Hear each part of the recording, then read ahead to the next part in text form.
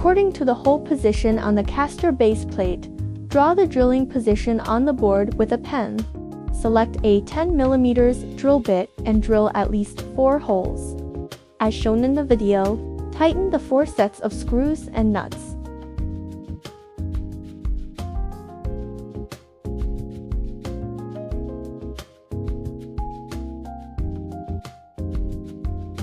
Use an internal hex wrench to secure the screw below, and then use an external hex wrench to tighten the knot.